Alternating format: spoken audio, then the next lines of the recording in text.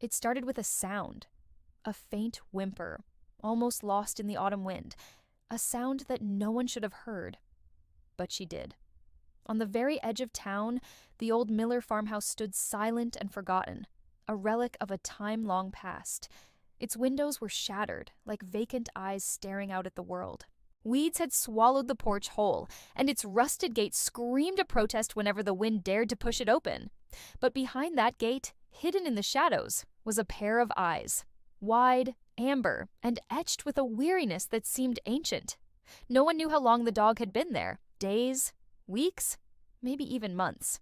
His fur was a tangled mat of dust and neglect, and his ribs showed through his skin, a stark reminder of better days and forgotten meals. Yet, every single evening, just as the sun would melt into the distant fields, painting the sky in hues of orange and purple, he would rise. He'd limp to the edge of the road, his tired body moving with a purpose that defied his condition. And there, he would wait. The few folks who passed by would whisper stories. They said he was waiting for someone who was never coming back. When Claire found him, she wasn't looking for a dog. In fact, she wasn't looking for anything at all. She was searching for its opposite, silence. Ever since losing her husband in a car crash that past winter, Claire had stopped believing in things like second chances or happy endings. The world had become muted. Its colors faded. The abandoned farmhouse was her sanctuary, her escape. Forgotten, quiet, until she heard that cry. At first, she dismissed it as the wind whistling through the broken panes of glass. But then, she heard it again, clearer this time. A sound of pure, unadulterated sorrow. Her eyes scanned the overgrown yard.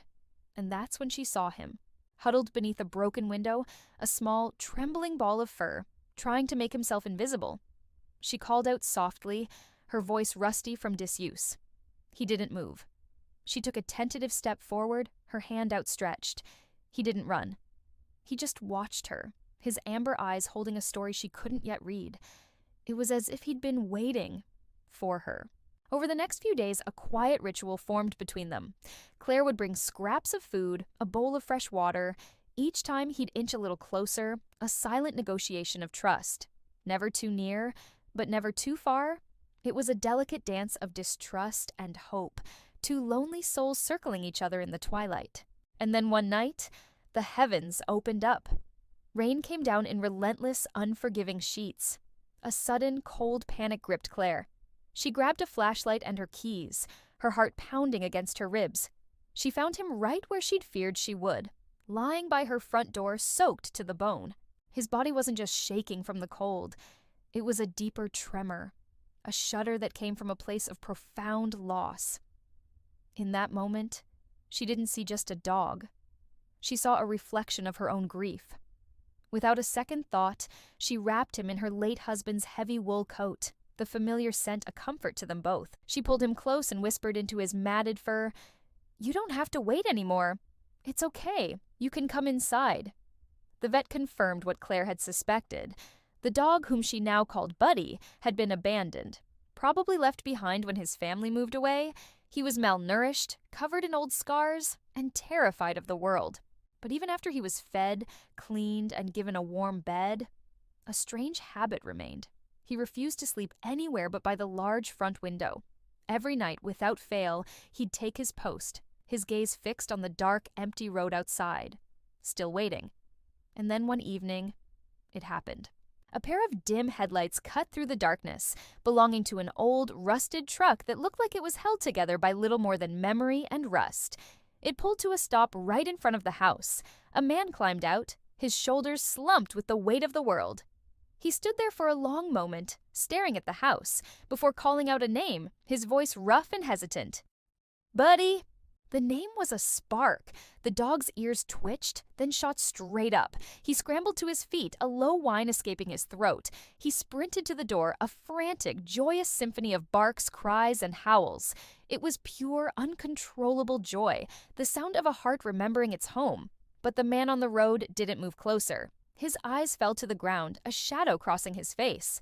"I came back," he said softly, his voice cracking with emotion. "I finally came back. But you moved on." His story tumbled out between ragged breaths. The man had lost everything. His job, his home, his family, his hope. In a moment of sheer desperation, he had left Buddy behind, convincing himself it would be kinder than dragging the dog down with him. But it wasn't. It had broken them both. And standing there in the doorway, between the past and the present, Claire finally understood. Pain doesn't just vanish. It waits. It lingers in the silence. It hides in the shadows. It resides in the empty spaces we leave behind. But she also realized that when love returns, even if it's years too late, it still knows the way home. That night, she opened the door wide. Buddy looked at her, a long, questioning look. Then he looked back at the man. His man.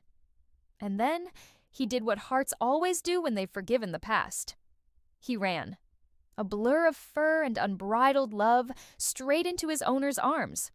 The man stayed that night, and the next. 3 broken souls under one crumbling roof, each one learning, slowly, how to breathe again. And though the world outside still whispered of loss and endings, inside that old farmhouse, something new had taken root. Hope. Because sometimes, the most extraordinary love stories don't start with a perfect beginning. They begin with the ones who were left behind. Thank you so much for watching.